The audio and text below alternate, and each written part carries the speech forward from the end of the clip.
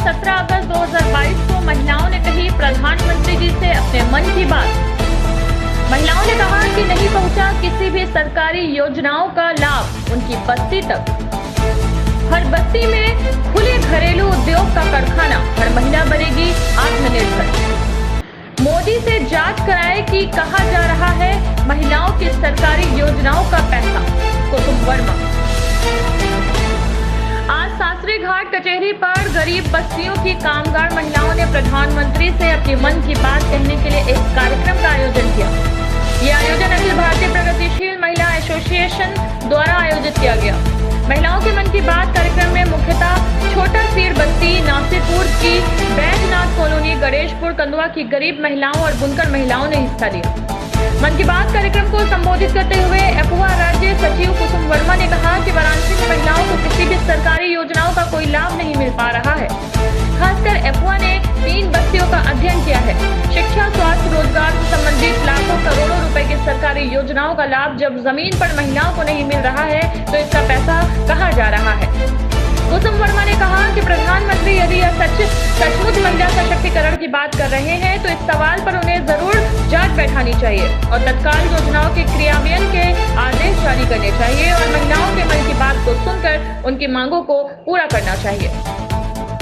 छोटा सीर बस्ती के धनशीला और विमला ने कहा कि उनका इलाका तो नगर महापालिका में आ गया है, लेकिन नगर निगम की तरफ से नाली और जल जमाव को रोकने के लिए कोई उपाय नहीं किए गए हैं।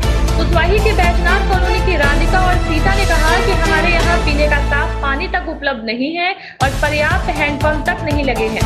गणेशपुर कंदवा की सरिता और रेशमा का कहना था कि उनकी बस्ती में आयुष्मान कार्ड किसी के पास नहीं है, राशन कार्ड भी मुहैया नहीं कराए गए हैं, न ही किसी सरकारी योजनाओं का लाभ मिल पा रहा है हम महिलाओं को। मन की बात कार्यक्रम में बुनकर महिलाओं को संबोधित करते हुए डॉक्टर मुनीजा रफीक खान ने कहा कि बुनकरी कारोबार आर्थिक मंदी का शिकार हो चुका है। बाजार में साड़ी व्यवसाय का बाजार मंदा हो चुका है। ई दुकानदारी, ई बुनकरी की अधिकांश योजनाएं कागजों में ही मुस्तैद है।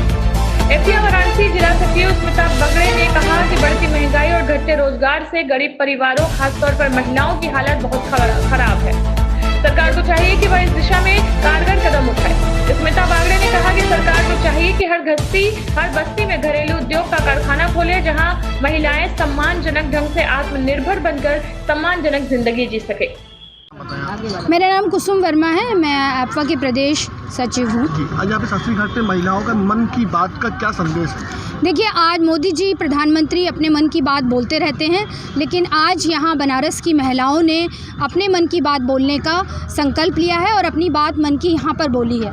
यहाँ उनके साथ में 3 बस्तियों गणेशपुर, छोटा सीर और नासीपुर के बैजनाथ कॉलोनी और बुनकर महिलाएं यहाँ पर शामिल हैं और वो अपने मन की बात कहने आई हैं। ये महिलाएं कहने आई हैं कि इन्होंने वो गरीब महिलाओं का वोट तो मोदी जी ने लिया, लेकिन उनके साथ छला है।